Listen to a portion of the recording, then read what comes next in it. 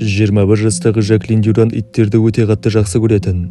Студент болып жүріп ол, қосымша табыс табу үшін докситтер ретінде жұмыс тапты. Докситтер дегеніміз, иесі болмаған кезде үй жануарларын қарап, серуендетіп, асығын беретін ит күтушісі. Қыз өзіне қажетті жұмысты тапқандай. Алайда Жаклин иттерге деген махаббаты өзіне соншалықты қымбатқа түседі деп ешқашан ойлаған емес. 2021 жылдың 23 желтоқсанына дейін Жаклин Эшли Бишоп атты жұмыс берушімен кездесіп, барлығын егжей-тегжейлі талқылап алады. Үй иесі кетпестен бұрын Люси есімді неміс овчаркасы мен Бендер есімді питбульді Жаклинмен таныстырады, және иттер қызға қалыпты болып көрінді. Үйдің алдыңғы есігінде ілулі тұрған Crazy Dogs белгісін қоспағанда, Бишоп ханым Жаклинге үй жануарларының қауіпті тенденциялары туралы ешқандай ескерту берген жоқ. Алайда ол, біз үйде жоқ кезде иттер өз клеткаларында болатынын атап өтті.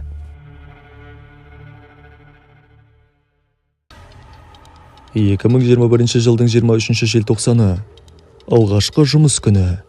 Жаклин иттерді қарау үшін Бишоптар үйіне барады. Солай қыз алдыңғы есікті ашқан кезде, кенеттен және күтпеген жерден иттер оған секіреді. Жаклин сол сәтте құлап кетіп, ұялы телефонын түсіріп алады. Иттер Жаклинді дәліз арқылы сүйреп, қонақ бөлмеге апарып, тірідей азаптай бастады.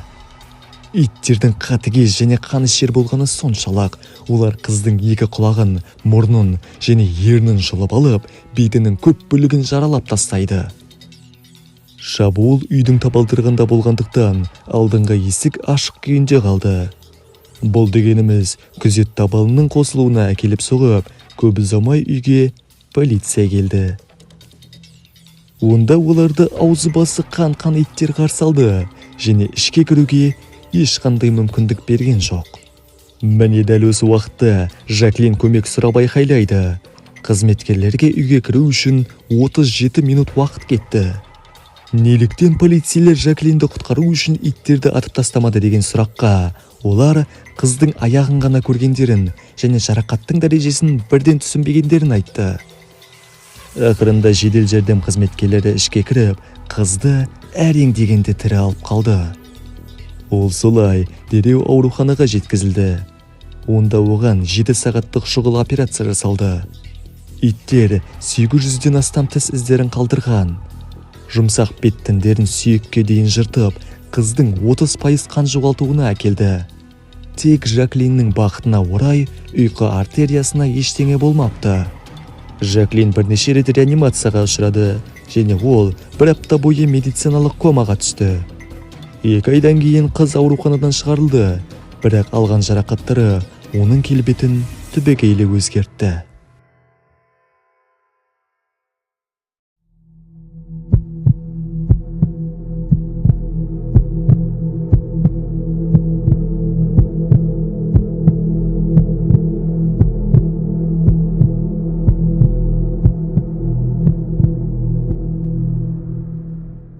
Бүгінгі күні Жаклинге 20 шақты ота жасалып, оның сыртқы бейнесі айтарлықтай жақсарды. Қыз өзіне YouTube арна ашып алған.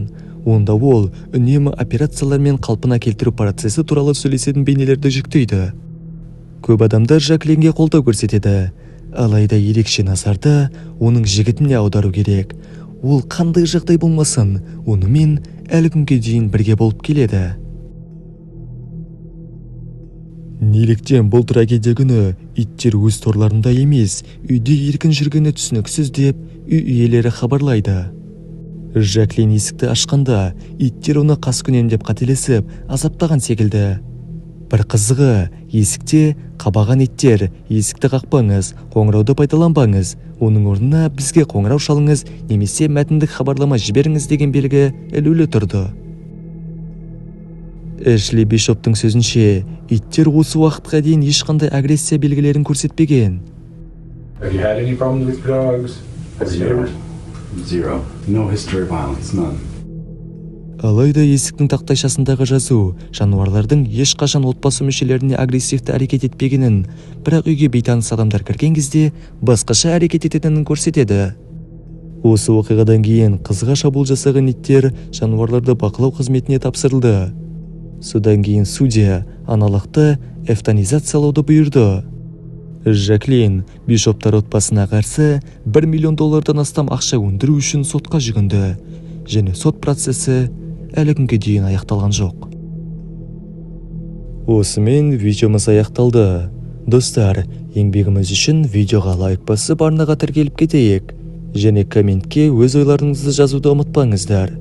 Ендеше, сіздермен бірге болған және әрдайым бірге болатын QRF ұжымы келесі видеоларда кездескенше.